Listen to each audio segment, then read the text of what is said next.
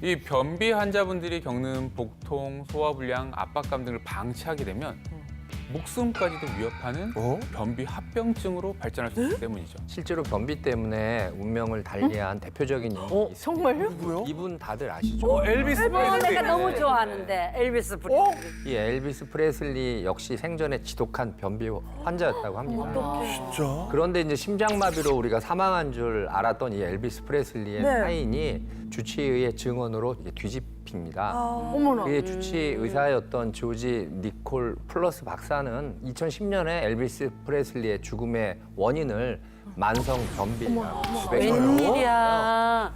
이 엘비스 프레슬리를 부검했을 때 나온 대변의 양이 무려 20kg이 넘었다고 어머. 하거든요. 얼마나 힘들었을까. 그렇죠. 이제 그 정도로 생전에 변비로 큰 고통을 받았기 때문에 이제 주치 의사는 항문 이식을 권유했지만 그 정도로. 이것이 이제 팬들에게 알려질 걸 부끄러워했던 부끄럽지. 그 엘비스 프레슬리는 변비를 참는 쪽으로 이걸 택했다 그럽니다. 그러니까 배변이 힘드니까 살은 계속 쪘고 고통 속에 복용하는 약의 강도도 늘어나게 됐고 결국 이는 장이나 간 같은 장기에 무리가 되겠죠.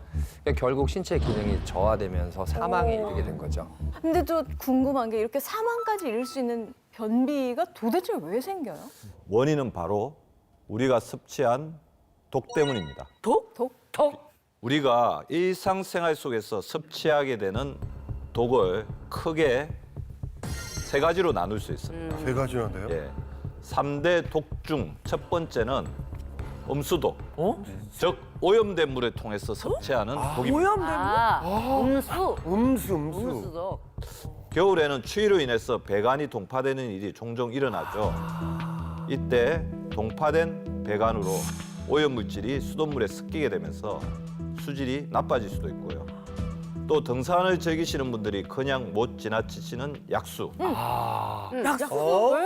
건강을 위해서 왜요? 마시는 이 약수를 통해서도 조심해야 돼. 음수독을 섭취할 수 있습니다.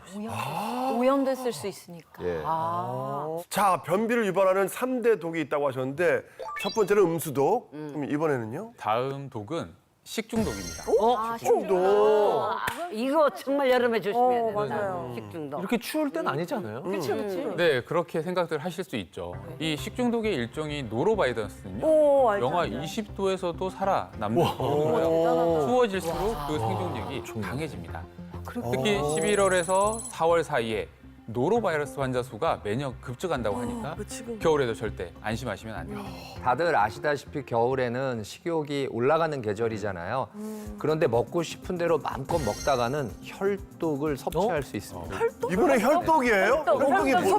혈독 뱃속에 독이 있다는 뜻 같은데. 그렇죠? 네, 맞습니다. 네. 겨울에 찾게 되는 고열량의 음식들, 그러니까 기름지고 짜고 또 단 음식을 섭취하게 되면 이게 다 혈액에 혈독을 쌓게 하는 거고 이런 음식들이 혈중의 염증 수치를 높이고 혈당을 또 높이고 혈관 내에 콜레스테롤과 같은 노폐물이 쌓이게 만드는 아마 원인이 됐던 겁니다. 네. 네, 이렇게 3대 독의 공격을 받는 한국인들은 이 변비에 취약할 수밖에 없는데요. 한국이 세계 변비 유병률이 2위에 해당하는 전 세계에서 2위요? 네, 그렇습니다. 불명예스럽다. 네, 우리는 식이섬유도 많이 먹고. 김치 먹고 그러는데 왜 그러지? 그러니까 왜 그러지? 이렇게 변비를 방치하면 목숨을 위협하는 변비 합병증을 부를 수도 있고요. 묵은별을 배출하기 위해서 무리하게 힘을 주다가 혈압이 올라서 뇌출을 그래, 그런 사람들. 힘 주다가. 많대.